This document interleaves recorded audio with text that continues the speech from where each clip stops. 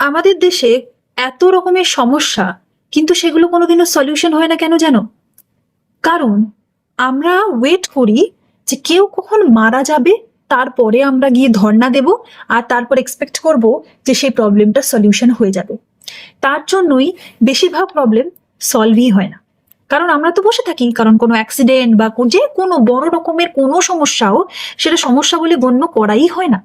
বড় প্রবলেম যে আমরা যতক্ষণ না অব্দি কেউ মারা যাচ্ছে, যতক্ষণ না অব্দি কেউ প্রাণ হারাচ্ছে, ততক্ষণই কোনো প্রবলেমকে প্রবলেম বলেই গণ্য করি না। আমরা মনেই করি না যে সেটা নিয়ে কোনো ইস্যুও হতে পারে। এটা একটা এমন প্রবলেম যেটাকে আমাদেরকে বুঝতে হবে। অন্য কাউকে দোষ দেওয়ার কথা আমি বলছি না, যে কে কি ঠিক করলো না করলো। অ্যাটলিস্ট আমরা নিজেরা নিজেদের স্ট্যান্ডটাও তখন নিতে শুরু করি যখন কোনো একটা বড় দুর্ঘটনা হয়ে যায়। কালকে আমি ভিডিও দেখলাম জিতু কামালের, কতটা মানুষ হার্ট হলে নিজের ফটোতে কেউ মালা পরাতে পারে। তার জন্য প্রবলেম হয়েছিল, সেও প্রবলেমে ভুগেছে, সে হসপিটালাইজড হয়েছে, 1 মাসের জন্য সে কাজও করতে পারেনি। কিন্তু তার প্রবলেমটা আমাদের কোনোদিনও চোখেই পড়েনি, আমাদের কারোর চোখে পড়েনি, কেউ কোনোদিনও রাস্তাতেও নামেনি। আজ রাহুল অরুণোদয় বন্দ্যোপাধ্যায় মারা গেলেন, তাকে প্রাণ হারাতে হলো, তারপরে আজ মানুষের টনক নড়েছে, আজ তারা রাস্তায়।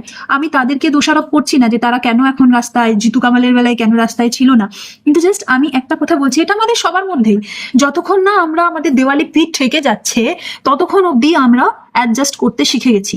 এটা আমাদের প্রত্যেকটা, আমাদের ইন্ডিয়ান মেন্টালিটি হয়ে গেছে যে আমরা আমাদের প্রবলেমগুলো ততক্ষণ অব্দি বুঝতে পারি না বা অন্যের ভুল ভাবি না, নিজের অ্যাডজাস্টমেন্ট ক্যাপাসিটির পরীক্ষা নিতে থাকি, যতক্ষণ না অব্দি একটা এক্সট্রিম কিছু হয়ে যাচ্ছে, যতক্ষণ না অব্দি কেউ মারা যাচ্ছে।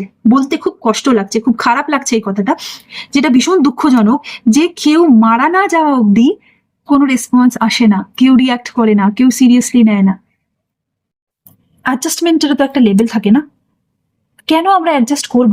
আর এই সব জিনিস নিয়ে যেগুলোতে আমাদের প্রাণের ঝুঁকি আছে, এসবেও আমাদের অ্যাডজাস্ট করতে হবে কেন? আর তারপরে কিছু মানুষ এরকম বক্তব্য রাখে যে এত ঝুঁকি নেওয়া ঠিক না, কেনই বা যেতে গেল জলে। সত্যি রিয়েলি